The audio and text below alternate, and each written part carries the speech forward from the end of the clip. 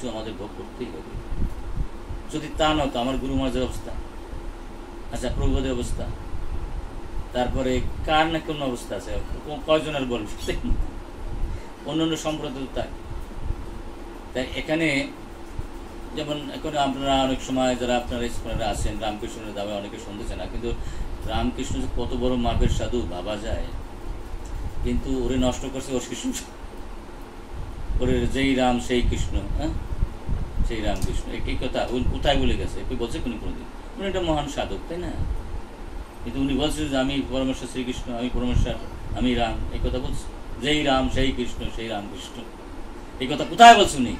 কোথাও বলে না। আমি তো ওনার গিলি খেতাম, ওনার মতো সাধু হতে পারে পরমাংশ? না না, ওনার মতো সাধু হবে না। ওর নিন্দা করলে রক্ষা নাই, সাবধান। আমরা জানি ইস্কনটা ওনার নিন্দা মন্দ না করি, সাবধান। একদিন শারদা মা বলছে, ঠাকুর তুমি তো আমার প্রতিনিয়ত শাস্ত্রের কথা শোনাও, কত বড় সাধু ভাবা যায়, আমার গা শিরিয়ে উঠে ওনার কথাগুলো শুনলে পারে। আরে সেই সাধু নিন্দা মন্দ যদি কি করে, সে যে কোনো সম্প্রদায়ের সাধুকেই ভাবতে হবে। তাহলে কিসের তুমি সাধু? তুমি যদি পরের মায়ের নিন্দা করো, তোমার মায়ের নিন্দা করবে না নাকি? তোমার মায়ের যেভাবে শ্রদ্ধা করো, পরের মায়ের সেইভাবে শ্রদ্ধা করতে হবে নাকি? এরকম না? তোমার মা একটা ফুল তুলসী আর পরের মা খারাপ, তাই ও তোমার ছেড়ে দেবে?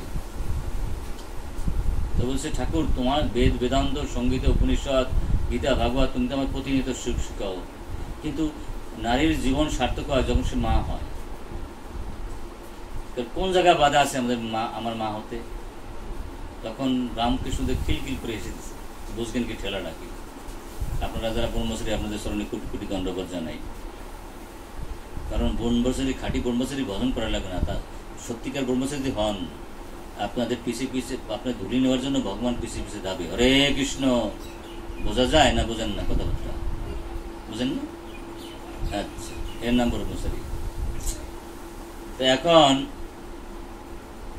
তো খিলখিল করে হেসে দিছে, তাহলে তুমি মা হতে চাও? হ্যাঁ, মা না হলে তো নারী জীবন বৃথা, সার্থক হয় না। খিলখিল হাসিতে বলছে, তুমি কি 2-5 জনের মা হবা না সকলের মা হবে? সারা তো 4টিখানি ব্যাপার না, যেমন স্বামী তেমন স্ত্রী। বুঝতে পারছে যে রামকৃষ্ণ পরামর্শ দিয়ে কি বলছে। তখন বলছে, না আমার 2-4 জনের মা হওয়া লাগবে না, আমি সকলের মা হবো। তখন রামকৃষ্ণ বলছে, সকলের যদি মা হও তাহলে তুমিও তো আমার মা। খেলাটা কোন জায়গা দিয়ে? আমরা যারা ইস্কনের সাধু ওই বিয়ে করি নিজের গৌরব মাতাজি বলি, পিটাইয়া ঘর গরু ভাঙ্গি দেওয়া লাগে, বোঝা যায় না? বোঝা যায় না ব্রহ্মচারী? নিজের গৌরী কখনো মাতাজি বলা যায় না। কে পারে? রামকৃষ্ণ পরামর্শ বলতে পারে নাকি? কারণ সে কি কোনোদিন সন্তান কামনা করছে? তো ভগবতী জ্ঞানে দেখেছে স্ত্রীকে। তুমি কি ভগবতী জ্ঞানে দেখো? তার তো তুমি মাতাজি বলবা কেন নাকি? বোঝা যায় না বড় গোসাই? কয় দেখছি না, আপনার কান ধরিয়া বসাবেন আর উঠেবেন। এবারে পাইলে কোন শাস্ত্রে কয়েছে সেটা? বড় বড় সাধু দেখা গেলো ব্রাহ্মণ দীক্ষা নিয়েছে 10-20 বছর হয়ে গেছে, এইগুলো জানে না, তো জানে না, তাই না? তবে বিষয় হচ্ছে আমাদের এগুলি বুঝতে হবে তত্ত্ব। সেই রামকৃষ্ণ পরমর্শ দেব এত বড় সাধু, তার ক্যান্সারে মরতে হবে, তাই না? এটা লীলা। যে দোষারোপ করলে, যে দোষারোপ করে সে মরবে সারা মরা। আমার গুরু মহারাজের মতো এত বড় হবে ভক্ত? প্রশ্নই ওঠে না। অত বড় আচার্য জগৎ সংসার হবে না। জীবন্ত গীতা, জীবন্ত ভাগবত, কিন্তু তার আমরা দেখাচ্ছে না কোনটা অসুখ বাদ আছে, তার বাদ নাই। কিন্তু আমরা যদি এইভাবে বিচার করি, মরবো না সারা মরা, একটা জীবন্ত কবর যাবো। কিন্তু এই জন্য এগুলা ভগবানের লীলা। এই যে বিশ্বদেব যে কষ্টটা পাইল, এটা লীলার জন্য হয়েছে। কিরকম? অপরাধীর শাস্তি পেতে হবে, ভগবান হইল কত ভগবানের শাস্তি ব্যস্ত, সে তো গুণাতীত, আর কেউ শাস্তি বা অশাস্তি কি।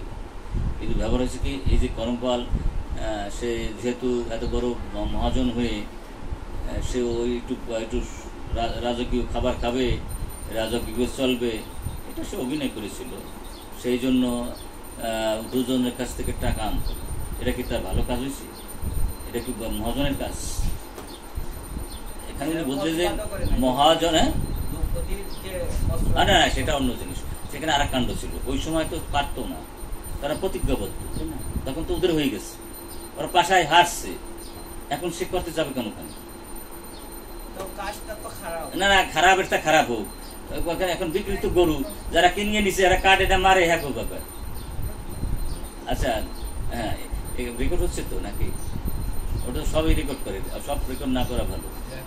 হ্যাঁ রেকর্ড করছে না? না করছে, বন্ধ করো, সব রেকর্ড উত্তর দেওয়া যাবে না।